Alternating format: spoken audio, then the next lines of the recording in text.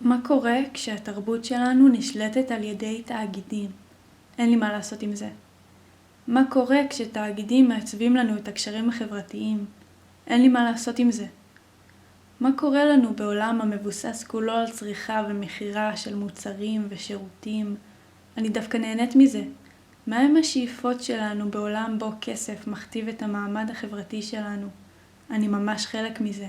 למה אכפת לנו בעיקר מעצמנו בזמן שאנחנו כל כך חסרי שליטה על הרחוב שלנו, על העיר שלנו, על המדינה שלנו, על העולם שלנו?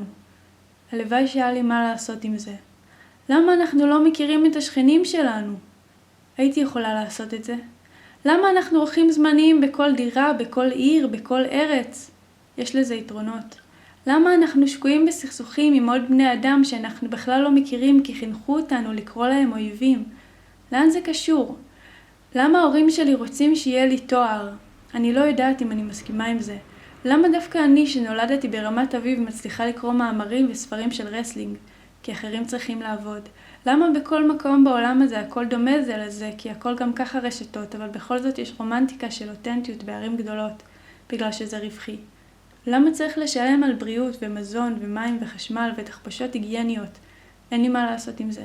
למה האויב הכי גדול שלנו זה עצמנו בזמן שאנחנו מנוצלים על ידי גוגל ופייסבוק שאוגרים עלינו מידע? אין לי מה לעשות עם זה.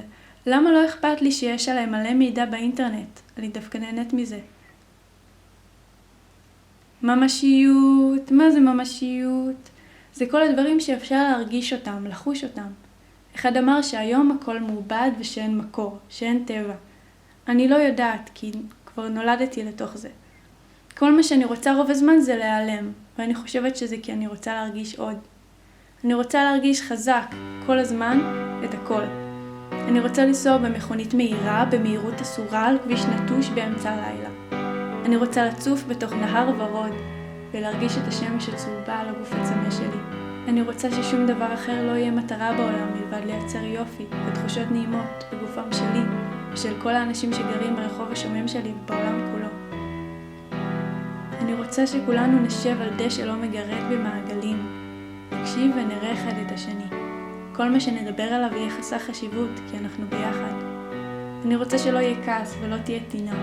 אני רוצה שהכסף יפסיק לשלוט ושתודעת המחסור תיעלם. אני רוצה לשחוט בצבע ורוד ולא להפסיק אף פעם.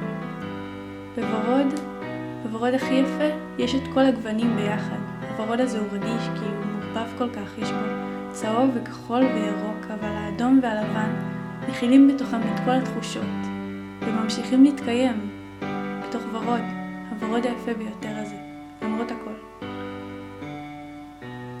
אי אפשר להישאר במערה כל הזמן, צריך לצאת החוצה ולחזור למערה.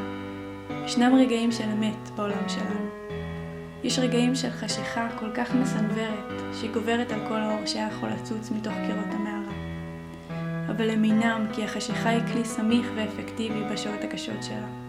תמיד צריך לזכור שאין אור בלי חושך, שבאנו מהחושך, מהרחם ומהבריאה, שהחושך טבעי לנו.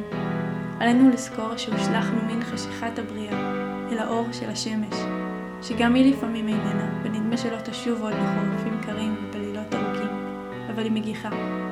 עלינו להאמין שהיא תמשיך להגיח גם מחר, כדי שיהיה אפשרי להמשיך להתקיים.